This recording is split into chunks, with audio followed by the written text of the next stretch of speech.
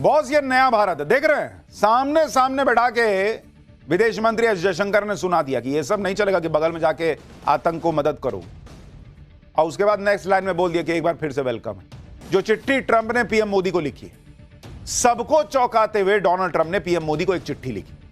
यह letter PM Modi को Trump के बोर्ड ऑफ पीस में शामिल होने का न्योता देने के लिए उन्होंने लिखा। यह बोर्ड ऑफ पीस गाजा के लिए है, गाजा के पुनर्निर्माण और नई शासन व्यवस्था को आगे बढ़ाने के लिए। इसे लेकर ही ट्रंप ने पीएम मोदी को चिट्ठी में क्या लिखा वो देखिए। ट्रंप ने अपने लेटर में मान्यवर Narendra Modi, dear prime minister जैसे शब्दों का इस्तेमाल किया है। पीएम मोदी को भेजे लेटर में ट्रंप की तरफ से कहा गया है कि भारत के प्रधानमंत्री को आमंत्रित करना उनके लिए सम्मान की बात है। ट्रंप ने कहा कि मिडिल ईस्ट में शांति के लिए जो ऐतिहासिक प्रयास हो रहे हैं उसमें आप भी जुड़िए। ट्रंप ने बताया कि उसकी कोशिश है उनकी कि विशिष्ट समूह के राष्ट्रों को एक साथ लाया जाए जो स्थायी शांति बनाने की अहम जिम्मेदारी उठाने के लिए तैयार है। ट्रंप ने दावा किया कि ये एक तरह का सम्मान है जो केवल उन्हीं के लिए आरक्षित है जो उदाहरण पेश करके नेतृत्व करने के लिए तैयार हैं और आने वाली पीढ़ियों के लिए सुरक्षित और समृद्ध भविष्य में शानदार निवेश करने के लिए तैयार हैं। लेटर में कहा गया कि हम अपने अद्भुत और प्रतिबद्ध साझेदारों को निकट भविष्य में आमंत्रित करेंगे जिनमें से ज्यादातर अत्यधिक सम्मानित विश्व नेता हैं।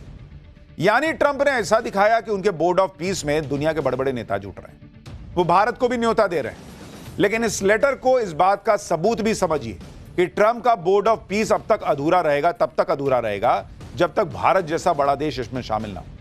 इसलिए ट्रंप पीएम मोदी को लेटर लिख रहे हैं जिससे उनके बोर्ड ऑफ पीस को भारत की भी मान्यता मिल सके। लेकिन मोदी को ट्रंप के इस लेटर से मुनीर फंस गया, क्योंकि मुनीर को मौका मिले तो वो लपक कर ट्रंप के बोर्ड ऑफ पीस में चला जाएगा। मुनीर को तो ट्रंप की हर हाल में चापलूसी करनी है।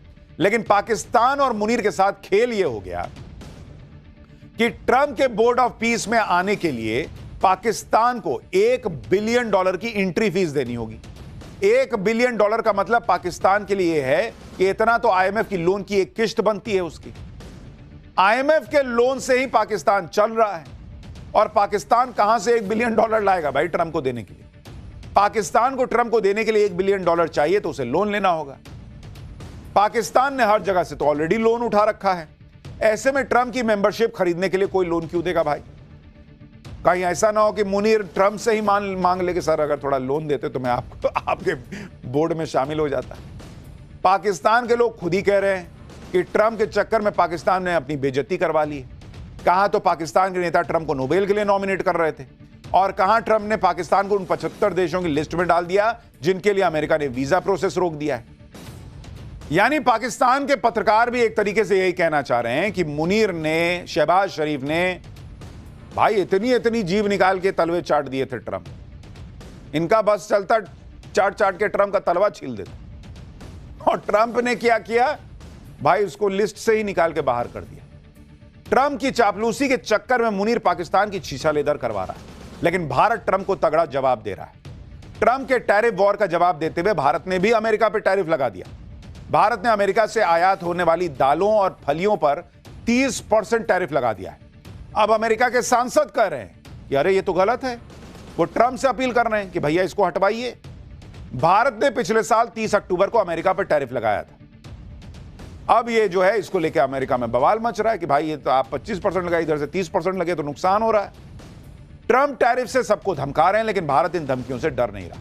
उल्टे भारत जवाब दे रहा है और शांति से। भारत टैरिफ लगाता तो दुनिया में चिल्लाता नहीं कि देखो टैरिफ लगा देंगे, टैरिफ लगा। भारत अपना काम कर रहा है। दुनिया ये देख रही है, खासतौर पर यूरोप, जहां पर ट्रंप टैरिफ की ऐसी ही धमकियां देकर ग्रीनलैंड पे कब्जा करना चाहते हैं। लेकिन ग्रीनलैंड को लेकर पूरे यूरोप में ट्रंप के खिलाफ गुस्सा भड़क गया। खुद ग्रीनलैंड और डेनमार्क में प्रदर्शन होने लग रहे हैं। ग्रीनलैंड बिकाऊ नहीं के नारे लग रहे हैं। कहा जा रहा है कि ऐसा प्रदर्शन ग्रीनलैंड और डेनमार्क में कभी नहीं हुआ। आप देखिए कितनी ठंड है भाई, उस ठंड में लोग निकल गए हैं बाहर प्रदर्शन करने के लिए। अगर ट्रंप और यूरोप के बीच ऐसे ही टकराव चलता रहा, अगर ट्रंप ऐसे ही टैरिफ की धमकियां देते रहे, तो ट्रंप और यूरोप के बीच घमासान बढ़ जाएगा और इसका फायदा भारत को हो सकता है। इस टकराव की वजह से व्यापार को लेकर भारत और यूरोप करीब आ सकते हैं। भारत और यूरोपीय यूनियन के बीच फ्री ट्रेड एग्रीमेंट को लेकर लंबे समय से बातचीत चल रही है और अब वो और तेजी से आगे बढ़ सकती है। इससे भारत के फार्मा, टेक्सटाइल, रत्न और आभूषण, स्टील, ऑटोमोबाइल, सोलर उपकरण और लेदर जैसे क्षेत्रों में तेजी आ सकती है। पिछले साल जुलाई में भारत और ब्रिटेन के बीच फ्री ट्रेड डील हो चुकी है। यानी भारत के लिए आपदा में अवसर वाली स्थिति है और इसीलिए भारत देखिए अपना चुपचाप कैलकुलेटेड जो है अपना काम कर रहा है। अमेरिका इससे भी लड़ रहा है, उससे भी लड़ो तुम सबसे, हमको क्या है। जिस से लड़ोगे अल्टीमेटली भारत इतना बड़ा बाजार है कि उनको हमारे पास आना ही पड़ेगा। हम दुनिया की सबसे तेजी से भागती अर्थव्यवस्था है, लोगों को हमारे पास आना ही पड़ेगा और भारत के लिए इसमें नए बाजार खुलेंगे। यूरोप को भी भारत जैसी तेजी से बढ़ती अर्थव्यवस्था का साथ मिल रहा है। ट्रंप से टकराव के बीच कैसे यूरोप और भारत करीब आ रहे हैं उसे आप इस बात से भी समझिए कि आज ही यूरोपीय देश पोलैंड के विदेश मंत्री भारत आए।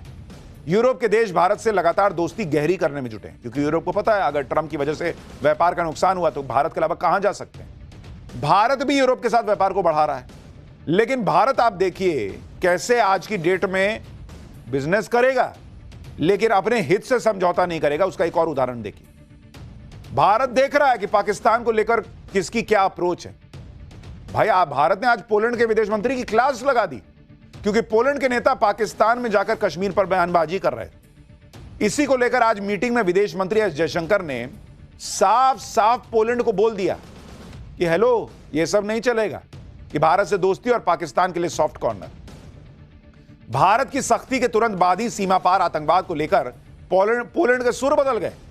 सुनिए मीटिंग में क्या हुआ। Poland should display zero tolerance for terrorism and not help fuel the terrorist infrastructure in our neighborhood. Once again, a warm welcome. I completely agree with you on the need to counter trans-border terrorism.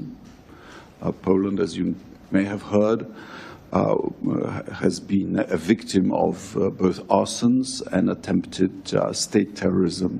I also completely agree with you on the unfairness of selective targeting by tariffs, and we in Europe know something about that also. Boss ये नया भारत है, देख रहे हैं, सामने सामने बैठा के विदेश मंत्री एस जयशंकर ने सुना दिया कि ये सब नहीं चलेगा कि बगल में जाके आतंक को मदद करो, और उसके बाद नेक्स्ट लाइन में बोल दिया कि एक बार फिर से वेलकम है। मतलब दे भी दिए, कह भी दिए, अब बाकी तुम कर रहे हो जो कर रहे हैं, करेंगे, बातचीत तो करते ही रहेंगे।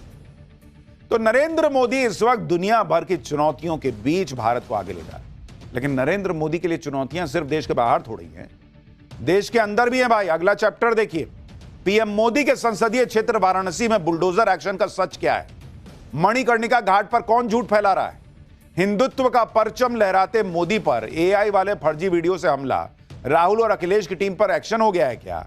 नरेंद्र मोदी के खिलाफ किसने माहौल बना दिया और योगी आदित्यनाथ ने क्या जवाब दिया। अब इसका चैप्टर देखिए। नरेंद्र मोदी की सनातन के प्रति जो कमिटमेंट है उसको लेके कोई सवाल थोड़ी है, वो तो बेजोड़ है, उसमें कोई डाउट नहीं कर सकता कोई।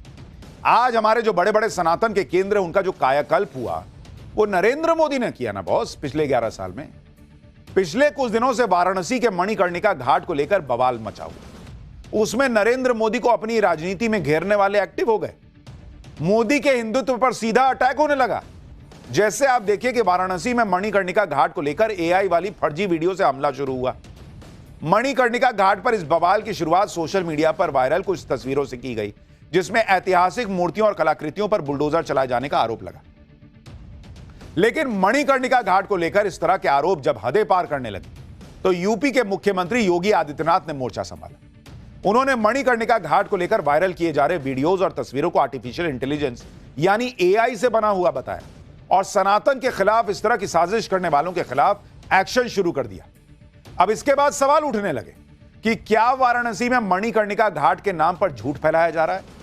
क्या यह सारा बवाल वाराणसी के दाल मंडी इलाके में हो रहे बुलडोजर एक्शन को रोकने के लिए हो रहा है ताकि सरकार प्रेशर में आ जाए। क्या यह सारी प्लानिंग पीएम मोदी को उनके संसदीय क्षेत्र में घेरने के लिए की जा रही है। आज पाठशाला में पीएम मोदी के संसदीय क्षेत्र वाराणसी में बुलडोजर एक्शन का सच क्या है आपको दिखाएं। साथ ही मणिकर्णिका घाट पर कौन झूठ फैला रहा है, राहुल और अखिलेश की टीम पर क्या एक्शन होने की बातें हो रही हैं, योगी क्या कह रहे हैं, क्या मोदी वाकई में वो कर रहे हैं जिसका आरोप लग रहा है, सब बताऊंगा। लेकिन पहले एक झलक देखिए।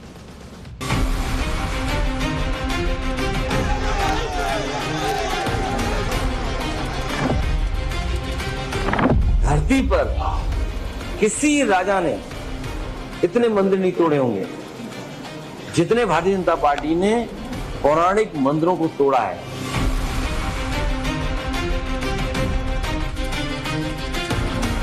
प्रथम दृष्टया इसमें ये पाया जा रहा है कि जो FIR हैं वो एकदम सही हैं, तस्वीरें AI जनरेटेड थी। माफ कीजिएगा, ये AI नहीं है, ये बेहयाई।